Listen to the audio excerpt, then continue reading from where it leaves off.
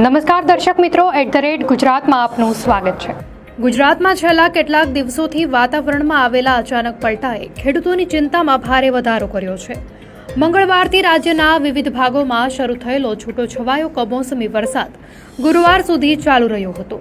આ માવઠું એવા સમયે આવ્યું છે કે જ્યારે ખેડૂતોના ખેતરમાં શિયાળુ સિઝનના સૌથી મહત્વના ગણાતા રોકડિયા પાકો, ખાસ કરીને જીરું અને ચણા, પોતાની અત્યંત સંવેદનશીલ અવસ્થાએ છે। કૃષિ નિષ્ણાંતોનું માનવું છે કે જો આગામી દિવસોમાં વાતાવરણ જલ્દી સાફ નહીં થાય તો આ કમોસમી વરસાદ ખેતીના ઉત્પાદન પર ગંભીર નકારાત્મક અસર પાડી શકે છે। ચાલુ વર્ષના સત્તાવાર આંકડાઓ પર નજર કરીએ તો ડિસેમ્બરના અંત સુધીમાં ગુજરાતમાં અંદાજે 44.74 લાખ હેક્ટર વિસ્તારમાં શિયાળુ પાકનું વાવેતર થઈ ચૂક્યું છે। જો આપણે દેશી હિસાબમાં જોઈએ તો આ વિસ્તાર અંદાજે 2.80 કરોડ વીઘા જેટલો વિશાળ થાય છે। આ વર્ષે પણ દર વખતની જેમ ઘઉં રાજ્યનો મુખ્ય પાક રહ્યો છે, જેનું વાવેતર 13.24 લાખ હેક્ટરમાં થયું છે। જો કે આર્થિક રીતે ખેડૂતો માટે અત્યંત મહત્વના એવા ચણાનું વાવેતર 8.47 લાખ હેક્ટરમાં અને જીરાનું વાવેતર 3.75 લાખ હેક્ટરમાં નોંધાયું છે। રસપ્રદ વાત એ છે કે પાછલા વર્ષોની સરેરાશ સરખામણીએ આ વર્ષે ચણાના વાવેતરમાં 13% જેટલો વધારો જોવા મળ્યો છે, જ્યારે જીરાના વાવેતરમાં આશરે 14% જેટલો ઘટાડો નોંધાયો છે। આમ છતાં સૌરાષ્ટ્ર અને ઉત્તર ગુજરાતના ખેડૂતો માટે જીરું એ આશાનું કિરણ છે, પરંતુ કુદરતે આ વખતે ફેરવેલા ફાંટાએ ખેડૂતોને ભયભીત કરી દીધા છે। ખેડૂતોની મૂંઝવણનું મુખ્ય કારણ એ છે કે હાલમાં જીરું અને ચણાનો પાક ફૂલ આવવાની અને દાણા બેસવાની પ્રક્રિયામાં છે। આ તબક્કે પાકને ઠંડા અને સૂકા હવામાનની જરૂર હોય છે, પરંતુ વરસાદને કારણે વધેલો ભેજ રોગોને આમંત્રણ આપી રહ્યો છે।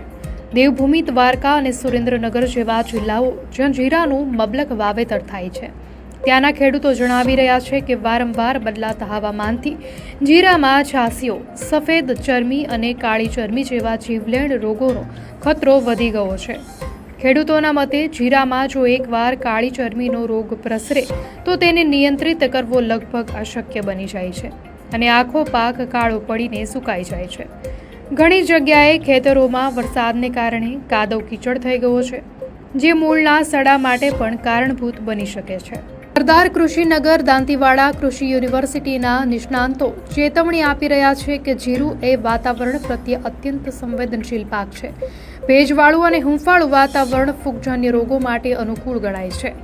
જો વરસાદ પડ્યા પછી વાતાવરણ તરત સાફ ન થાય અને 2-3 દિવસ સુધી વાદળછાયું રહે તો હવામાં રહેલો ભેજ પાકને પાયમાલ કરી શકે છે।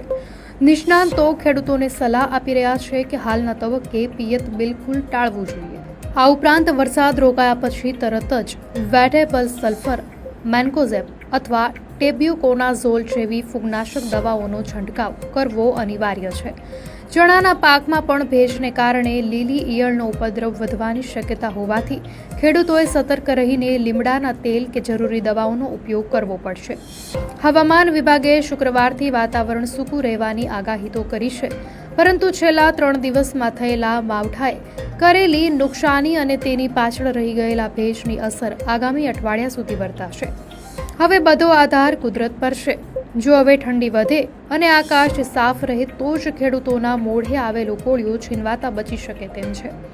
ગુજરાતના લાખો ખેડૂતો અત્યારે આશાભરી નજરે આકાશ તરફ જોઈ રહ્યા છે કે ક્યારે સૂરજદાદા નીકળે અને તેમની મહેનત પર ફરેલું પાણી સુકાઈ જાય। માત્ર આર્થિક નુકસાન જ નહીં, પરંતુ આ કમોસમી વરસાદ ખેડૂતોની માનસિક શાંતિ પણ હણી રહ્યો છે। ખેતી એ ગુજરાતના અર્થતંત્રની કરોડરજ્જુ છે અને જ્યારે જીરું કે ચણા જેવા રોકડિયા પાકો જોખમમાં હોય ત્યારે તેની અસર માત્ર ગામડાઓ સુધી સીમિત રહેતી નથી, પરંતુ તેની માઠી અસર માર્કેટ યાર્ડના વેપાર અને સામાન્ય માણસના રસોડાના બજેટ પર પણ પડવાની શક્યતા છે। જો રોગોને કારણે ઉત્પાદન ઘટશે તો આગામી દિવસોમાં મસાલા અને કઠોળના ભાવોમાં તોતિંગ વધારો થઈ શકે છે। હાલમાં ખેડૂતો દેવાના વ્યાજ અને ખેતીના ખર્ચની ગણતરીમાં અટવાયા છે, કારણ કે ખાતર, બિયારણ અને મજૂરીના ભાવ આસમાને છે। હવે જોવાનું એ રહે છે કે રાજ્ય સરકાર આ કુદરતી આફત સામે ખેડૂતોની વહારે આવીને કોઈ રાહત પેકેજ કે સર્વેની જાહેરાત કરે છે કે કેમ। અત્યારે તો જગતનો તાત કાળી મજૂરી કર્યા પછી નસીબના ભરોસે બેઠો છે અને મનોમન પ્રાર્થના કરી રહ્યો છે કે વહેલી સવારે પડતું ઝાકળ અને આ વાદળછાયું આકાશ જલ્દી વિદાય લે, જેથી તેમના ખેતરોમાં ફરીથી હરિયાળી અને સ્મિત રેલાય. દર્શક મિત્રો, અંગે આપની શું પ્રતિક્રિયા છે અમને કોમેન્ટમાં ચોક્કસથી જણાવશો. અને જો આપને આ વિડીયો સારો લાગ્યો હોય તો વિડીયોને લાઇક કરો અને ચેનલને સબસ્ક્રાઇબ કરો.